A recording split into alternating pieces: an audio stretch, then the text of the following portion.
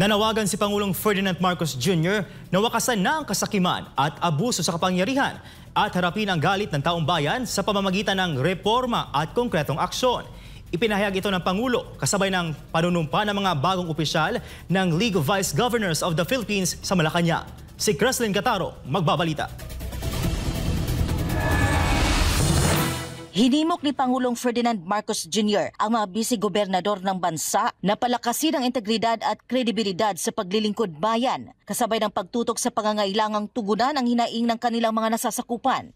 Pahayag ito ng Pangulo matapos niyang pangasiwaan ang panunumpa ng mga bagong halal at naitalagang opisyal ng League of Vice Governors of the Philippines sa isang seremonya sa Palasyo ng Malacanang nitong Martes. Sa kanyang talumpati, binigyang diin ni Marcos ang malalim na pagkadismaya ng maraming Pilipino sa harap ng mga patong-patong na problemang hinaharap ng bansa araw-araw. Dahil dito, ipinanawagan niya sa mga opisyal ng pamahalaan na huwag baliwalain ang galit ng taong bayan, kundi harapin ito ng may kababaang loob at konkretong aksyon.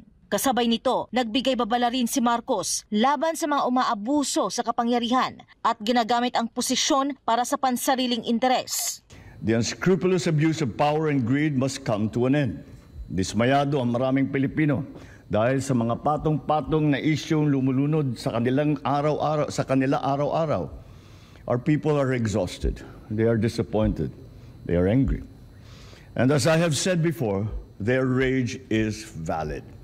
Sinabi pa ni Marcos na kailangang manatiling matatag, hindi natitinag at nagkakaisa sa laban kontra korupsyon. Binigyang diin ng Pangulo na tungkulin ng bawat lider sa gobyerno na makinig, umaksyon at itama ang mga pagkukulang, lalo na sa mga serbisyong direktang nakakaapekto sa buhay ng ordinaryong Pilipino. Ayon pa sa Pangulo, bagamat magkakaiba ang partidong kinabibilangan at lugar na pinanggagalingan ng mga opisyal, hindi ito hadlang upang magkaisa sa iisang layunin, ang maglingkod ng tapat at buong puso para sa bayan.